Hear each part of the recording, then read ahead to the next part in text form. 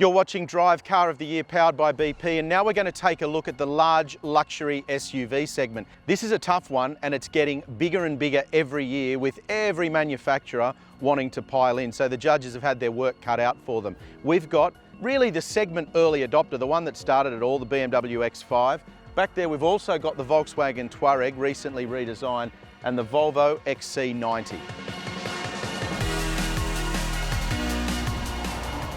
Got to take the kids to that private school or do a weekend snow run? Large luxury SUVs are the type of vehicle you're probably looking at, and the three we have here really tick all the boxes. In third place, and in many ways extremely impressive, is the Volkswagen Touareg, because you could argue that it should be in a more affordable segment than luxury SUV, but it does incredibly well in this segment, and this year it comes in third place. In second place, we've got the Volvo XC90. It's been around for a little while now, but it still competes really well at the high end of the segment. If you want a luxury interior and if you want that real feeling of premium quality, it's hard to go past the Volvo XC90.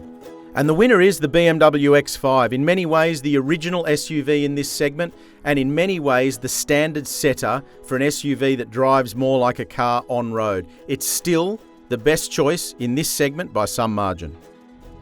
This large luxury SUV category just keeps getting better and better, and obviously with that, the competition just keeps getting tougher and tougher. And once again this year, the judges have decided that the BMW X5 is the winner in this segment, and there's no real surprise as to why this is such a good SUV. You know, the X5 originally set the standard for SUVs that drove like cars. When the first one came out, no one could quite believe that BMW had released an SUV that was as practical as everybody expected it to be, but drove the way that it did. That was the big difference.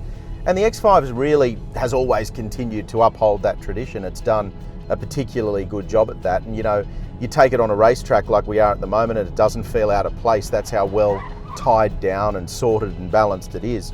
I love the cabin. I think the cabin's beautifully designed, and on this new model, the interactive driver display, the infotainment screen, the integration of all the smartphone technology is very clever and it's well executed, and it does feel really premium. I mean, these aren't cheap anymore, that's a fair point, but they feel particularly premium and they feel like they're particularly good value for money despite the outlay. So I think there's no surprise that the X5 has won this segment, and it does so by being the very best all-rounder across what we'd expect at this price point and in this segment.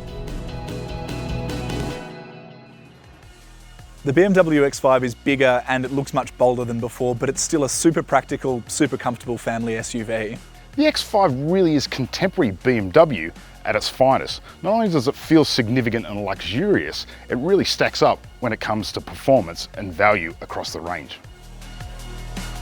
We've been saying this about a lot of the segments, but this is a very tight contest, this large luxury SUV segment, but the judges have come to their decision, and the 2020 Drive Car of the Year in the luxury SUV segment is the BMW X5. There's absolutely nothing wrong with the Volkswagen Touareg or the Volvo XC90, but quite simply, the best all-rounder in this segment is the BMW X5. Go to Drive.com.au for more details.